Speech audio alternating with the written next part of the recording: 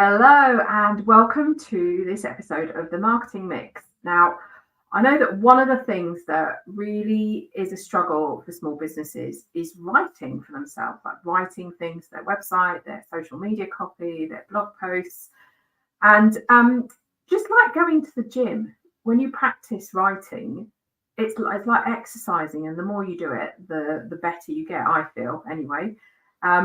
But I'm not going to tell you all about that. My guest today is going to tell you. So Sue Moore, she and I are connected on LinkedIn, but she is a copywriting whiz, and she talks a lot about the psychology of copywriting, which is why I asked her on today. So Sue, tell us a bit about you. Tell us why you started your business. Oh, thanks, Final. It's lovely to join you. Yes, my name is Sue Moore, and I'm a copywriter and a messaging strategist. So I live in Northern Ireland. And what the kind of projects that I work on mostly now are messaging strategy and web copy. So it's one of those key areas which people, as you say, have a lot of struggles with. And if you say practice makes perfect, well, I've been doing this. I've been self-employed for 20 plus years. So I wouldn't say I'm perfect yet, but I've certainly had plenty of practice. I'm sure you're better than you say you are, and I've read some of your stuff. So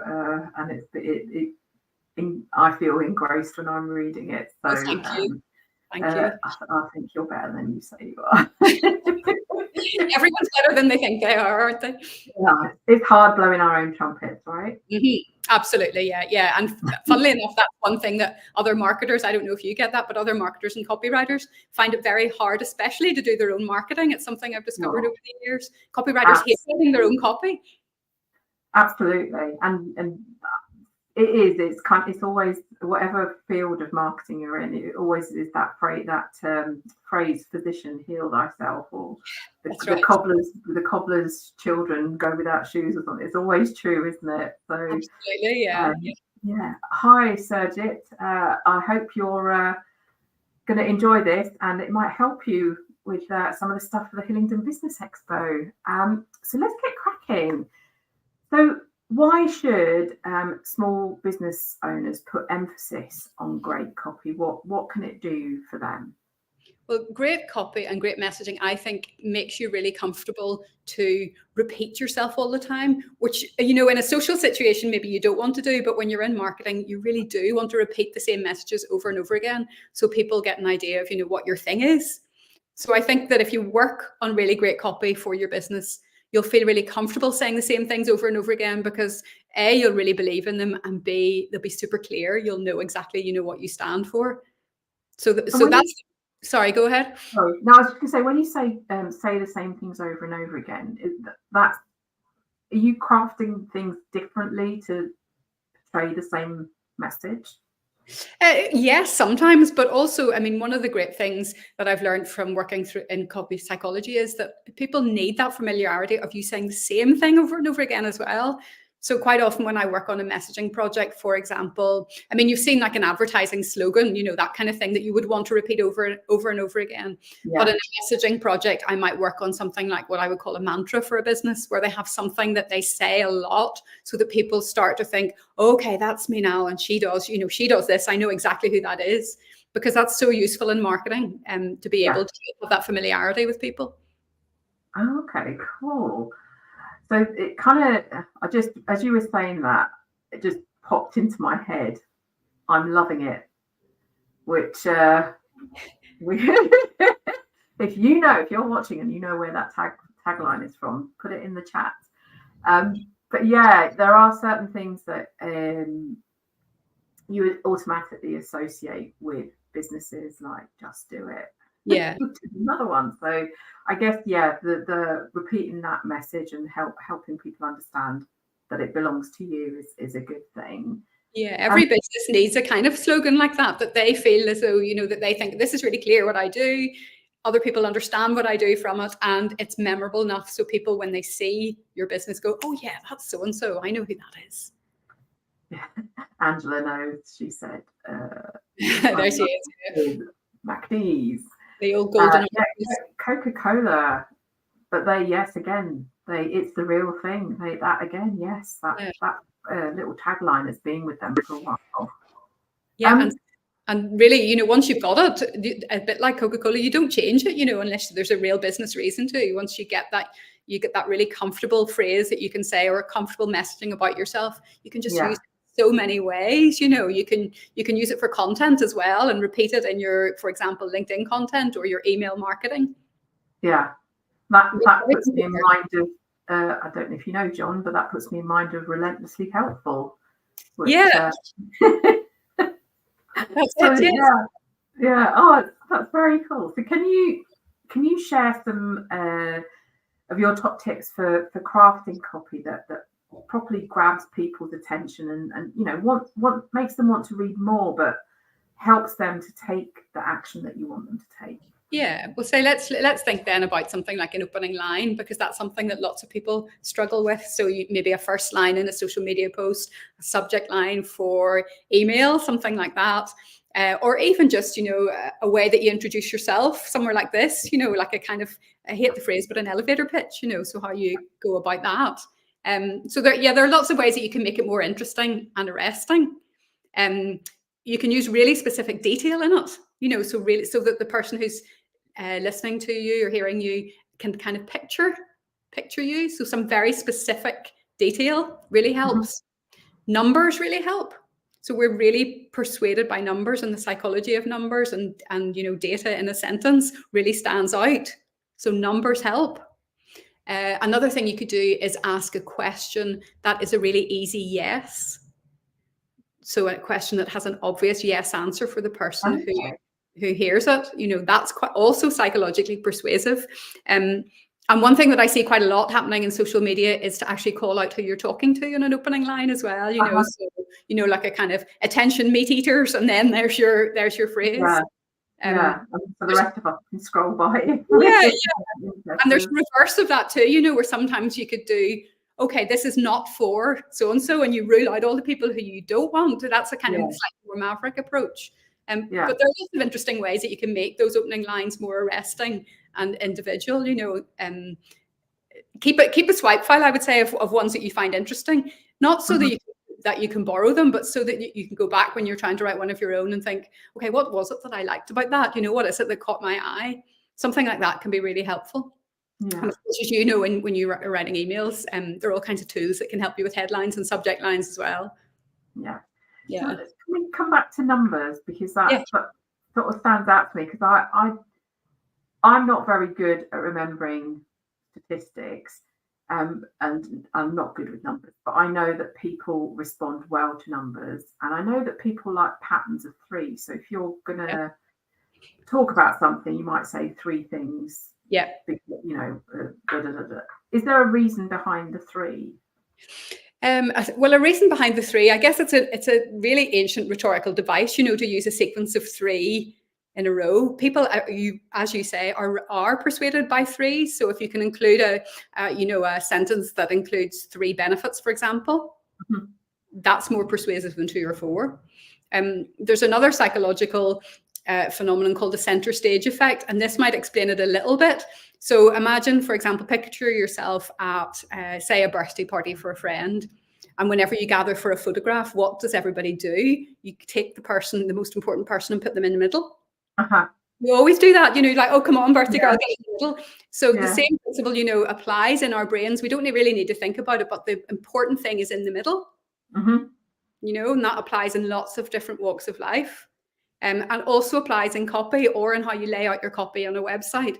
Where quite often you might see a pricing page where the most, you know, the best seller is in the middle. That's the one really that they want you to buy, and the 2 on either side are less important. So that maybe starts to explain it. Well, you say that, but I've done that for both my coaching and my done for you email packages. So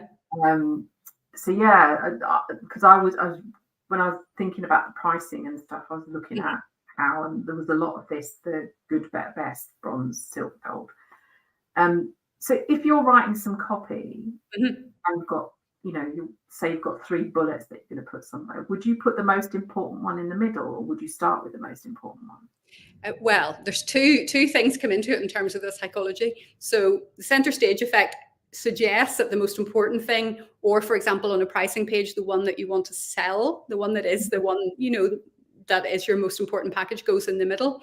The other thing to think about when you're writing pricing, copy for pricing, is that we're kind of get anchored by the first number that we hear, which is why I think it makes sense to lead with your most expensive package. So for example, if you have a gold, silver and bronze package, the first one that we should read about is the gold one, with the highest price, because we latch on to that first number that we hear, and then relatively, things feel, your middle package feels less expensive relatively than the first one that we hear. So there, as you see with psychology, that it's never one answer. You have to think about it and test it. But there's a couple of different biases at play. That's interesting. I might rejig my email packages and see what happens. Leave one as the gold, the small, medium, most expensive, and then do the opposite with the other page and see what happens. Good idea. Well, keep me posted. I would love to hear how that goes. So we've talked a little bit about that psychology, but what are some of the common psychological triggers that maybe businesses overlook in their copy? Yeah. Okay. Well, there are so many, as I've already said, that you can start to apply to copy. One that I would say is an absolutely essential one that surprisingly still some businesses overlook is social proof, and being able to show in your copy that other people have chosen you before. Mm-hmm. And I think maybe more established businesses find this much easier, because they've got reviews or they've got testimonials. They have maybe some client logos that they can put in their website. That kind of thing is all really persuasive. Where I've found in the past that where clients have stumbled is when they're newer to business. And they're thinking, well, how do I show that other people have picked me before, whenever I've only had a handful of clients, that kind of thing. But there are ways as well to build that into your copy. Maybe you have credentials from a past job. You've got, you can still have recommendations. They may not specifically be for the product that you're talking about now. So social proof is really important. It's why I say every product business has a bestseller selection, for example, on their website.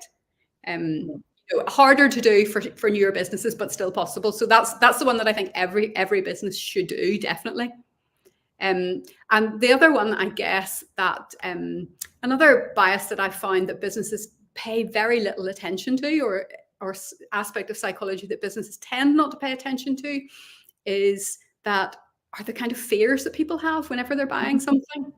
So I see this over and over again in B2B, which is where I do most of my work, that businesses lead a lot on their kind of features and benefits, and this is fast and this is easy. And if you look on any B2B website, 3/4 of them, that is their messaging. This is fast and easy. And what they don't really think about is what it takes, what kind of hurdles the buyer is going through in order to decide to buy from them. And a lot of those things are fear-based. And so, more reassuring messaging is needed at that point, because people who are buying in B2B, for example, could be thinking, if I don't get this right, I'll lose my job. They don't care so much about fast and easy. That's just a given. That's an expectation. So I think that thinking about the kind of fears that maybe your buyer might have is a really good thing that almost every business can do to improve their messaging and copy. Years ago, I used to work in tech and like hardware tech. Yes. And there was a saying, nobody ever gets fired for buying Cisco. Yeah, that's right. Yeah, or IBM. Yeah, that's right. That's right. And it's really hard to put yourself out there as a buyer and choose something new. That's why you need all these reassurances. Yeah.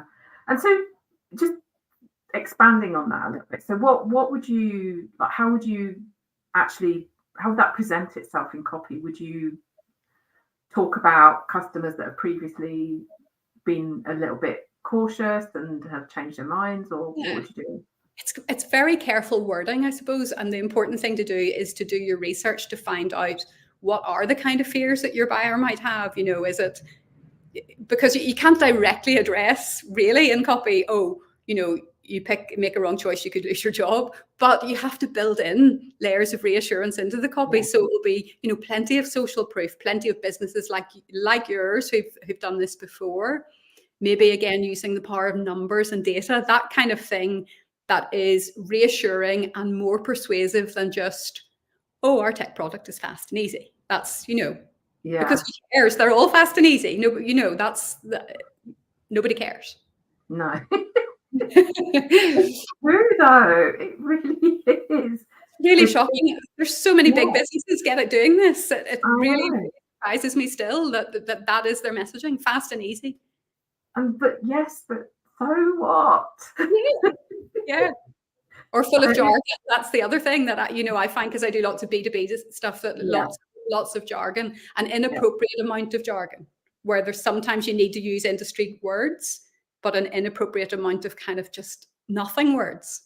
Yeah. So that's one thing that really I feel, particularly where I work exclusively with small businesses, but I don't like to use a lot of jargon in anything. And if I have to use technical terms, I break down what they mean. And I think that kind of, if you're writing copy, like giving people those options and helping them not feel like, oh, I don't want to ask that question because it sounds like I should know what that is. Exactly. And you're absolutely right about that. Actually, that's one thing that a really good copywriter, when they're going through a piece of copy and editing, will go back to maybe points where something is really deeply complex, and hard to understand, and actually break the copy down into smaller sentences, shorter paragraphs, so that people can slow down as they read it and take in something that's complex. So yeah, you're absolutely right. And I guess that's important for website copy, because a lot of us will be using these. Yeah. So it needs to be skimmable, right? Yeah. And things like the kind of headlines, and then the crossheads that go across the page. Lots of people just skim those. They don't read the detail, or they find the headline that they think, oh, I want to read more about that. So it's making it all work well on the page, which actually is, it's a reasonably new skill for copywriters in the great scheme of things, that digital hasn't been around that long. And when I started out, it was all print, really all print, It's totally different, but it's crucial to be able to do that as well. And any good copywriter will go through a web page, before it's published, and make sure that all makes sense. So, when you start on projects, you obviously will do quite a lot of research. Yeah. And so, but I guess even if it's your own business and you're writing for yourself, there's a certain amount of research. So, how important is that? And what's your approach to it? Well, it's funny, I'm sure that it's the same applies for you too, is that most people assume when you write, for example, a website, that a copywriter is there with their whatever, either their laptop or their pen and paper, just writing from the start. And actually the writing is the smallest proportion of what I do whenever I take on a project. The biggest by far in almost every project is the research and discovery phase. And it's something that I guess is easy to overlook if you're not in marketing, that is the most important bit to do first of all. So usually for me, it depends on the project, but usually for me, I'll be doing some voice of customer research. I'll do competitor research. I'll maybe be looking at some of the trends or cliches in the industry that I'm working in. There's lots of different types of things that you can go through, some of which a business could do themselves. They could do their own review mining, for example, and find out the language that their customer uses. But in terms of research, I'd say the most important thing that any business can do is find out what kind of words their customer is saying already. And that to me, that's really important, because once you start speaking the same language as them, it automatically feels more comfortable for them, and they feel like they know, almost like they know you already. And you're taking away some of those barriers. Yeah, and that you understand them as well. It's a bit like mirroring somebody's body language, isn't it? That you understand them, you get them, you're listening, and you hear what they have to say, rather than you coming up with the words and going, here, these are for you. You're actually mirroring back what they're saying to you. And you can find out a lot from voice of customer research, even if you have very little direct research yourself. Mm-hmm. So for example, a business that, let me think, I'm going to say hairdresser just for sake of argument. Say you don't collect reviews yourself, or you're, just starting out. You can go and look at reviews from other places and see what are the common things that people say when they go to the hairdressers. What are the things that bother them? What are the things that make them feel good afterwards? You can do that without doing the direct research yourself. Yeah. And just, coming back to hairdressers, looking at those. I mean, you would look at those reviews if you're picking a hairdresser anyway, but it's almost as if you would be looking out as a consumer. You would be looking out for certain things, like you'd want someone that's friendly, that's gives, makes people feel great when they're leaving, and they feel better, leaving than they did when they were coming in. And I know when I go to my hairdressers, my hair's a complete state, and I come out looking completely different. Well, it's bliss. And that information, I guess it's there everywhere for us to look at. It doesn't matter whether you're a hairdresser or a print company. You can find your competitors and have a look and see the types of reviews they're getting and what people are talking about. Yeah, correct. And if anyone is really baffled by, market research sounds like a really fancy, big budget thing to do, but there are easy ways to start by doing things like that, review mining, as it's called. There's a really great book that Katie Tucker has written called Do Penguins Eat Peaches? And it's all about how small businesses can do their own market research. Okay. She's a really smart market researcher and now works with small businesses. And she has loads of advice about how you can get started in this without feeling daunted. So that's where I would recommend small businesses start, with her book, and maybe with doing a little bit of review mining for other similar products or services. I've just put that in the comments for everybody. If you're watching on LinkedIn, I will come back and put that in, because LinkedIn doesn't allow me to comment from here. That's really interesting, though. I think because a lot of the time small businesses just think that they can sit down and write stuff.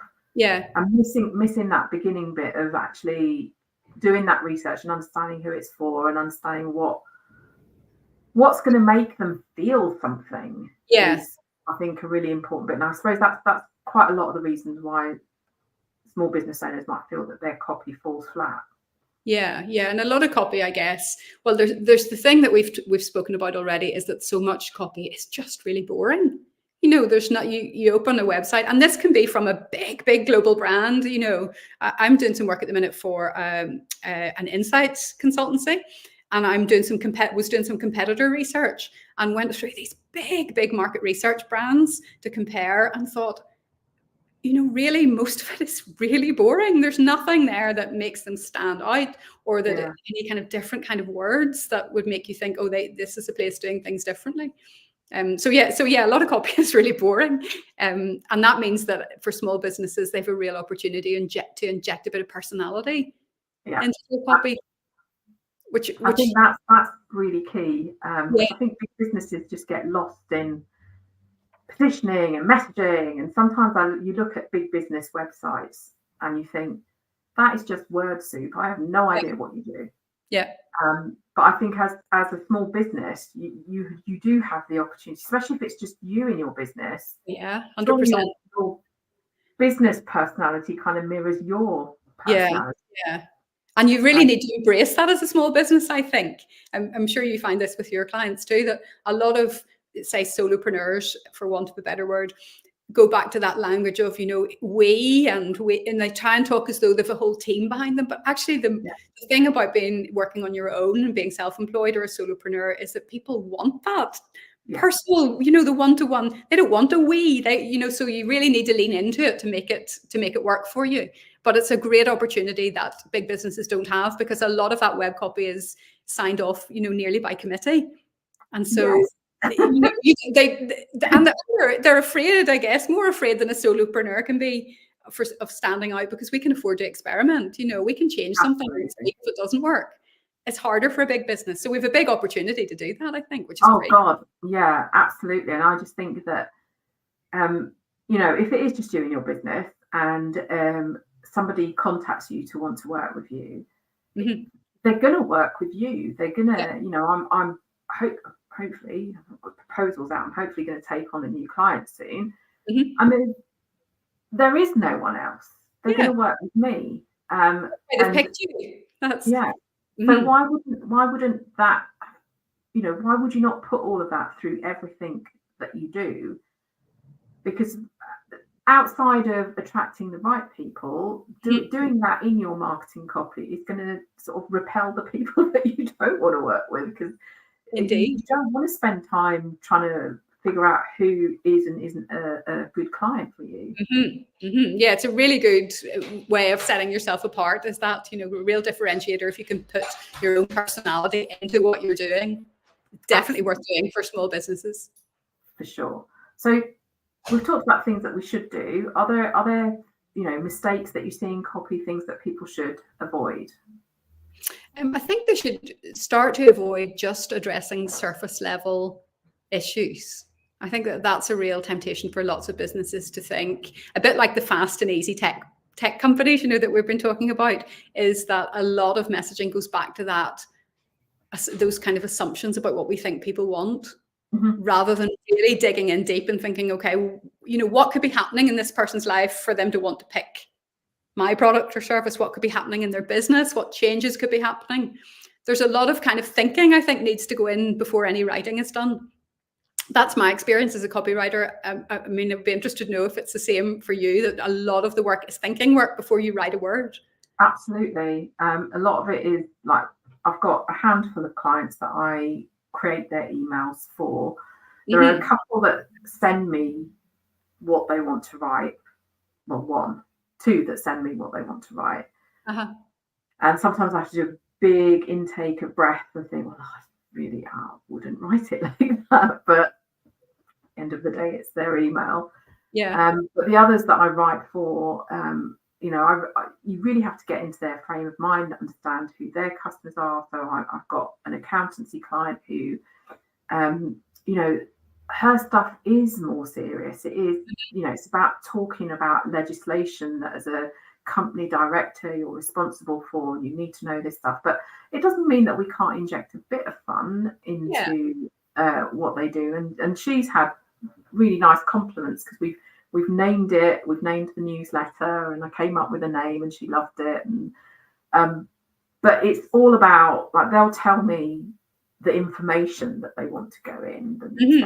So we've got this blog post and we've got this piece of legislation that we need to talk about. And then I'll sit down and think, right, and I feel like I'm in a unique position because I am a business owner and I'm a company director. What would I want to know about this? Yeah. And what would draw your attention? What are the non-boring words that you can use that actually will make people say, lift their eyebrows and think, oh, okay, interesting. Yeah. Where's the accountancy firm that isn't taking a really sober tone, that is doing something? That's probably the one that's going to grab your attention first off, not the one that sounds like all the others. Yeah, absolutely. So, any other mistakes that we should avoid? The biggest one, I think, is trying to sound like everybody else. I think, and that's, if you're doing your own writing for your own business, it's really tempting to go and look at what everyone else is doing. And, keep little bits of it and think, oh, I could do something a bit like that, and I could put my own stuff in. And, that's just a route to being the same as everybody else. It's also the hazard of using AI as well, obviously, because it's looking back on things that have done before and churning out copy that is just a word salad of everything else that's been before. Exactly. Yeah. I mean, so that's what I would say is don't try less to sound like everybody else, and compare yourself to everybody else. Absolutely. And try and stay in your one you. Exactly. And that's our bonus as small businesses. Yeah, for sure. Well, thank you for joining me today. People, Sue has a really great newsletter on Substack, and I've read some of it. She's written some really good stuff about midlife women that I love totally identified with. So do check that out. I've put the link in the comments. And then in 2 weeks' time, we are going to be talking about lead magnets. So, and this isn't me. I've got the wonderful Renee Power joining me. And we're going to be talking about small businesses and lead magnets and how you can use those to grow your email list. If you are not already receiving the Marketing Morsel, I want to know why not. This is my weekly newsletter. It comes out on a Tuesday, but it's more than a newsletter. It's a bit of a club. And if you click on the link, you'll find out what you get, and it's all free. Thank you again, Sue. I think I could We might need a follow-up session, because I think I could talk about this or listen to you talk about this for a whole other half hour. It's really interesting. Well, thanks for having me. It's been lovely. You're welcome. This is available on Catch Up, so you can catch up on LinkedIn and on my YouTube channel. But in the meantime, I will see you in 2 weeks' time to talk about small businesses and lead magnets. See you then. Bye.